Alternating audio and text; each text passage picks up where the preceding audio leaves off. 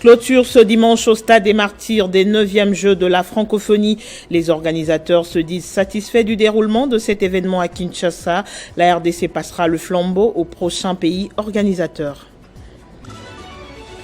L'ultimatum de la CEDEAO arrive à son terme ce dimanche. Celle-ci avait accordé 7 jours aux militaires au pouvoir au Niger pour établir le président élu Mohamed Bazoum dans ses fonctions sous peine d'utiliser la force. Édition du journal, bienvenue sur Télé 50. C'est ce dimanche qu'intervient la clôture des 9e Jeux de la francophonie par un match de football au Stade des Martyrs entre le Cameroun et le Burkina Faso qui s'est soldé par 2-1 en faveur du Cameroun.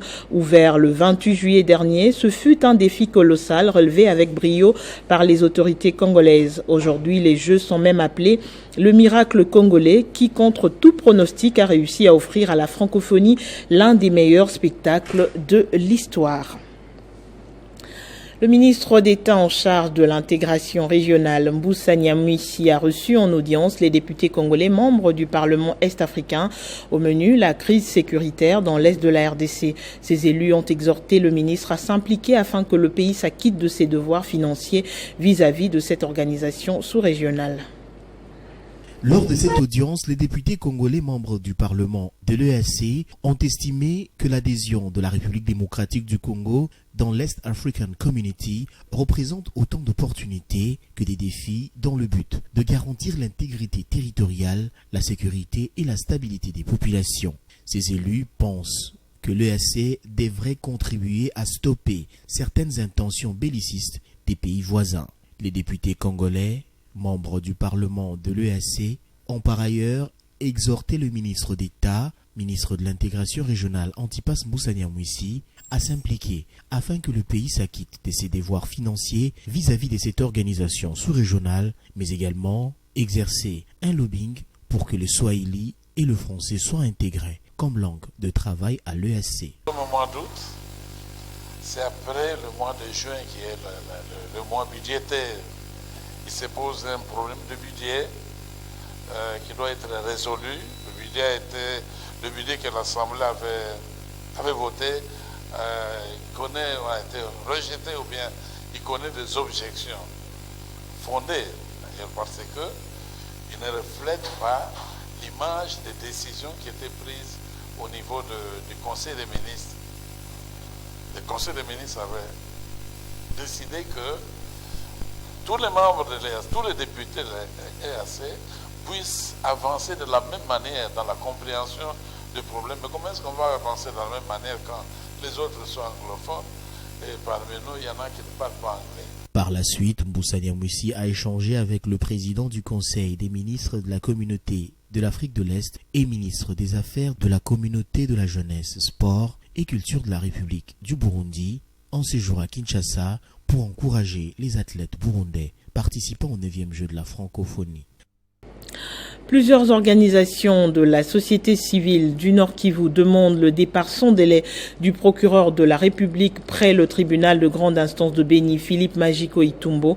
Elle lui reproche d'exceller dans des comportements indignes et contraires à la loi à l'égard de la population du territoire de Béni.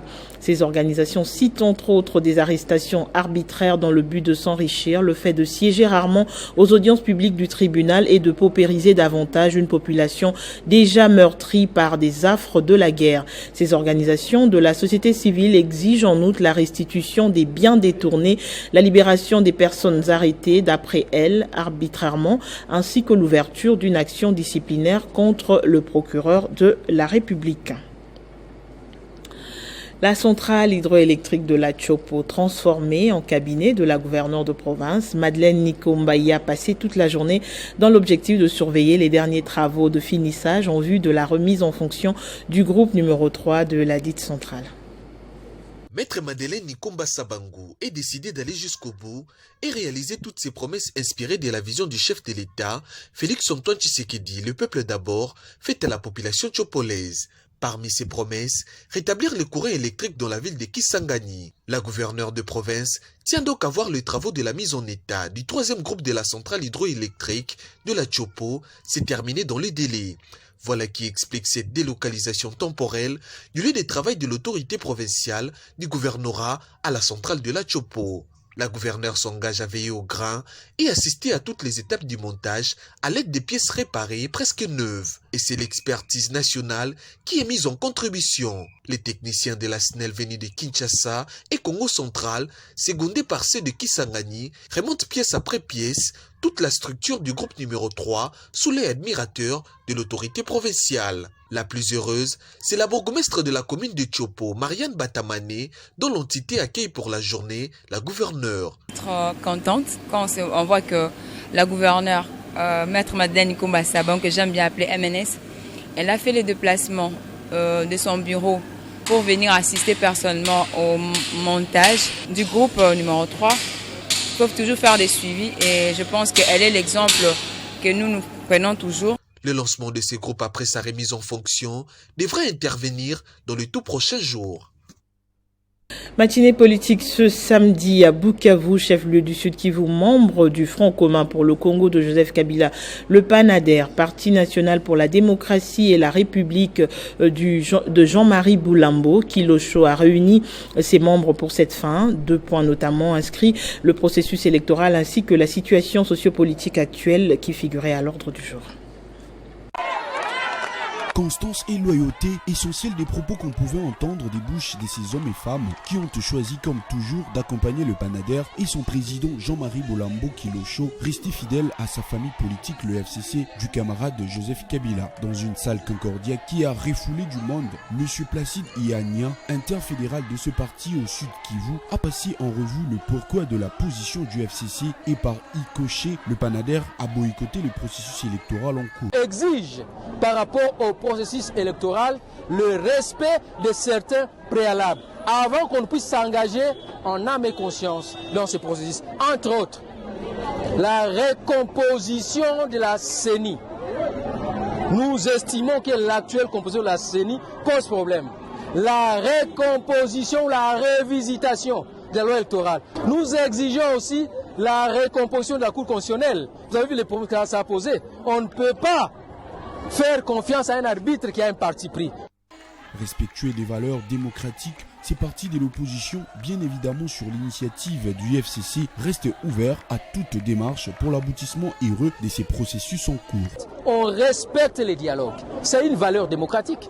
On respecte l'échange. Nous sommes démocrates, on va rester ouverts aux critiques négatives et positives, mais nous appelons aussi notre partenaire à nous tendre la main et écouter aussi l'autre son de cloche.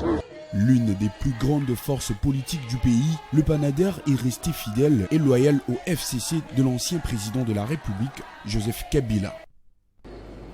Militer pour une jeunesse épanouie, c'est le combat que mène Christelle Kanyembo depuis plusieurs mois et à travers diverses activités. Ce cadre de l'Union populaire républicaine était cette fois dans la commune de Limete où il a sensibilisé les femmes sur l'importance de la scolarisation de la jeunesse. C'est sous des acclamations frénétiques et dans une ambiance festive que Christelle Kanyembo Lukonga a été accueillie par les femmes de la commune de Limete venues à sa rencontre. Sensibiliser la jeunesse du Moamba pour son épanouissement scientifique et moral, c'est l'objectif que s'est assigné ce jeune entrepreneur et au cadre de l'Union populaire républicaine qui ne cesse de multiplier des activités dans ce sens. Dans son mot, Christelle Kanyembo a, d'une manière claire, exhorté les mamans à continuer à jouer leur rôle d'éducatrice pour contribuer efficacement à l'épanouissement de la jeunesse. Christelle Kanyembo a aussi martelé sur l'importance de la scolarisation de la jeunesse. Nous savons que dans un foyer, le foyer a un pilier principal qui demeure le papa, mais en termes d'éducation dans le foyer, nous nous rabattons souvent sur la maman. Alors nous sommes passés au travers de nos mamans afin qu'elles puissent conscientiser la jeunesse, les enfants, sur l'importance de la scolarisation et promouvoir leur épanouissement tant intellectuel que moral. Voilà même l'importance de cette rencontre. Nous savons que la rentrée scolaire approche, alors nous avons tenu à apporter notre petite contribution. Certes, elle est minime, mais pour nous, c'est déjà un geste qui compte. Christelle Kanyembo n'entend pas du tout reculer dans sa lutte pour une jeunesse épanouie. Pour lier l'utile à l'agréable, il a remis une enveloppe symbolique aux femmes présentes dans cette salle, une manière de contribuer à la rentrée scolaire de leurs enfants. Et au Niger, plus de 30 000 manifestants se sont rassemblés ce dimanche au Séni-Kountché pour soutenir le Conseil national pour la sauvegarde de la patrie et dire non à toute intervention militaire, notamment celle de la CEDEAO.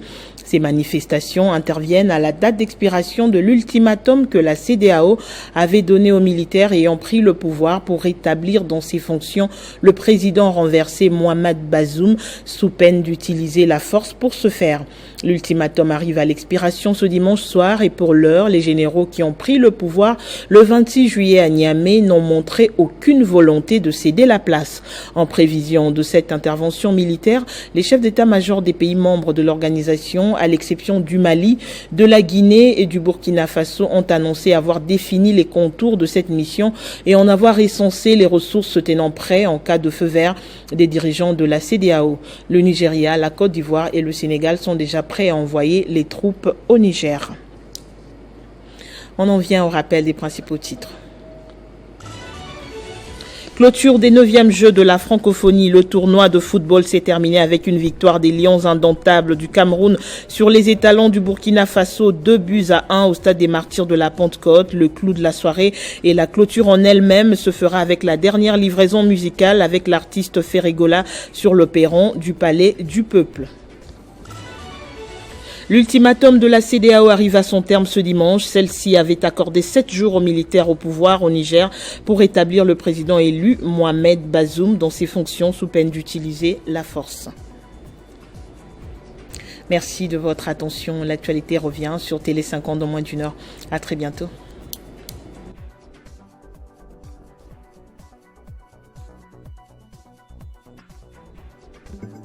Retrouvez toute l'actualité en continu sur www.tele50.cd.